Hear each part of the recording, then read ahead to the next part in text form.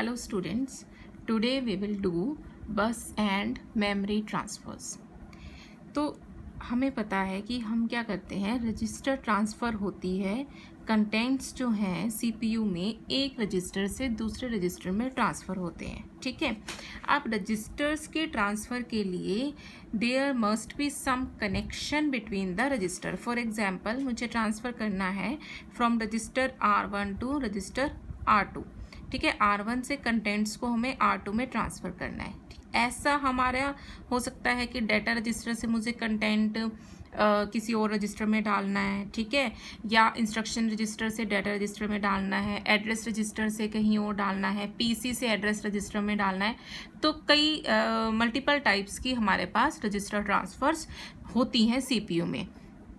ठीक है. अब रजिस्टर ट्रांसफ़र करने के लिए वो रजिस्टर्स एक दूसरे के साथ उन रजिस्टर्स में कनेक्शन होना चाहिए. ठीक है. अब यहाँ पर क्या होता है, सीपीयू में हमारे पास मल्टीपल रजिस्टर्स हैं. ठीक है. सपोज करो हमारे पास 10 रजिस्टर्स हैं सीपीयू में जो मेजरली वर्क कर रहे हैं. अब उन 10 रजिस्टर्स का आपस में हर रजिस्टर के साथ कनेक्शन इस्टेब्लिश होना चाहिए. ठीक है. तो 10 का 1 2 3 4 फर्स्ट रजिस्टर से भी फर्स्ट रजिस्टर का बाकी के 9 रजिस्टर से कनेक्शन होना चाहिए, सेकेंड रजिस्टर का बाकी के 9 रजिस्टर से. तो ऐसे करके हमारे पास अगर n रजिस्टर्स हैं तो n इंटू n-1 हमारे पास कनेक्शन लाइन्स हो जाएंगी. ठीक है ना. तो वो क्या होगा, बहुत ही ज़्यादा मैसी हो जाएगा. और अगर हमारे नंबर ऑफ रजिस्टर्स ज़्यादा है तो ऐसे ही हमारे पास कनेक्शंस भी बहुत ज़्यादा हो जाएंगे और वो कॉम्प्लेक्स सिस्टम बन जाएगा. ठीक है. तो इस ड्रॉबैक को रिमूव करने के लिए हम क्या करते हैं, बस सिस्टम यूज़ करते हैं. ठीक है. तो हम क्या करते हैं, मल्टीप्लेक्सर्स, बस सिस्टम में क्या होता है, मल्टीप्लेक्सर्स हम यूज़ करते हैं. ठीक है.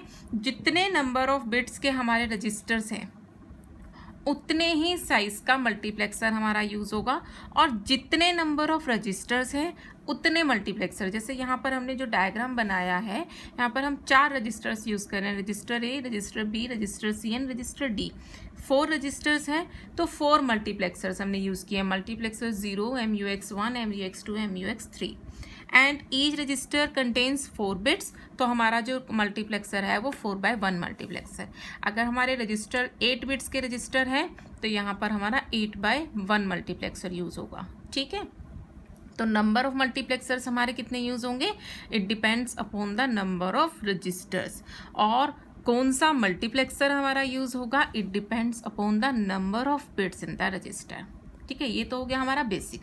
अब ये पूरा का पूरा कॉन्फ़िगरेशन जो हार्डवेयर इम्प्लीमेंटेशन है ये वर्क कैसे करता है. हर रजिस्टर के पास हमारे पास ये क्या है, 4/1 मल्टीप्लेक्सर है, मतलब 4 इनपुट्स होंगे और एक इसका आउटपुट होगा. ठीक है. 4 इनपुट्स क्या होंगे, सबका 0 बिट हमारा 0 मल्टीप्लेक्सर में जाएगा. जैसे A0, यहाँ से मैंने थोड़े से लाइंस आपको कॉन्फ़िगरेशंस, बहुत ज़्यादा लाइंस बन जाती है इसलिए मैंने कम दिखाई हैं. यहाँ से B0 इनपुट है, C0 है, D0 है. मल्टीप्लेक्सर 1 में A1 input, B1, C1 and D1. तो हर रजिस्टर की फर्स्ट 0 बिट 0 मल्टीप्लेक्सर में, फर्स्ट बिट फर्स्ट मल्टीप्लेक्सर में, सेकेंड बिट थर्ड मल्टीप्लेक्सर में और जो थर्ड बिट है वो फोर्थ मल्टीप्लेक्सर में जाएगी. ठीक है. ये हमारा इनपुट हो जाएगा. अब कौन सा मल्टीप्लेक्सर आपका इनेबल होगा, किस मल्टीप्लेक्सर की आउटपुट, कौन सी आउटपुट हमारी कॉमन बस पे जाएगी. जैसे ये 4/1 मल्टीप्लेक्सर है, इसका एक आउटपुट, इन चारों इनपुट्स में से 1 आउटपुट वो सिलेक्ट करेगा. ऐसे ही यहाँ पर ये 4 इनपुट्स हैं आपकी, इन 4 इनपुट्स में से एक आउटपुट सिलेक्ट होगा, यहाँ पे 4 इनपुट्स में से एक आउटपुट सिलेक्ट होगा और यहाँ से 4 इनपुट से एक आउटपुट सिलेक्ट होगा और हमारे बस में ये 4 बिट का आउटपुट जो है वो ट्रांसफ़र हो जाएगा. अब कौन सा आउटपुट हमारा सिलेक्ट होगा, it depends upon these 2 control signals S1 and S0.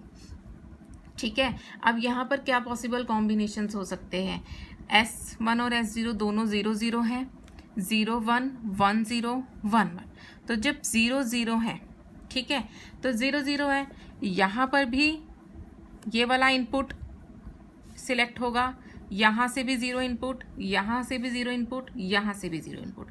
तो यहाँ से A0 आउट होगा, यहाँ A1, यहाँ A2, यहाँ A3। तो हमारा A0, A1, A2, A3 output common बस में जाएगा और वो किसका आउटपुट होगा, किसका कंटेंट है, रजिस्टर A का। अगर हमारा S0 1 है और S1 1 0 है, मतलब 0 1 का कॉम्बिनेशन है, उस केस में हमारा B0, ठीक है ना, B0, B1, B2, B3 ये हमारा आउटपुट इसमें जाएगा। अगर आपका 1 0 का कॉम्बिनेशन है तो C वाले इनपुट्स। ऐसे ही क्या होगा, 0 0 के केस में रजिस्टर A के ट्रांसफ़र होंगे कंटेंट, 0 1 के केस में रजिस्टर B के कंटेंट ट्रांसफ़र होंगे, 1 0 के केस में रजिस्टर C एंड 1 1 के केस में रजिस्टर D के कंटेंट्स ट्रांसफ़र होंगे। ठीक है ना, जैसे 0 0 है तो ये भी 0 है, ये भी 0 है, मतलब ये फर्स्ट वाला इनपुट सिलेक्ट हुआ और ये आपका आउटपुट गया। ये भी 0 0 है, इसका भी फर्स्ट इनपुट सिलेक्ट हुआ, इसका आउटपुट गया। ये भी 0 0 है, इसका भी फर्स्ट इनपुट सिलेक्ट हुआ, आउटपुट गया। ये भी 0 0 है तो इसका भी फर्स्ट। 0 1 के केस में सेकेंड इनपुट आपका सिलेक्ट हो जाएगा सबका, तो मतलब रजिस्टर B के कंटेंट ट्रांसफ़र होंगे। 1 0 के केस में थर्ड इनपुट आपका सिलेक्ट होगा चारों मल्टीप्लेक्सेस का, तो यानी रजिस्टर C के कंटेंट ट्रांसफ़र होंगे। और 1 1 के केस में D वाला इनपुट एक्टिव होगा, मतलब रजिस्टर D के कंटेंट ट्रांसफ़र होंगे। So this is the whole configuration of bus transfer. अब क्या हुआ, रजिस्टर A के कंटेंट्स हमारे बस में ट्रांसफ़र हो गए। अब बस सिलेक्ट करेगी कि किस डेस्टिनेशन रजिस्टर पे मुझे डाटा को ट्रांसफ़र करना है।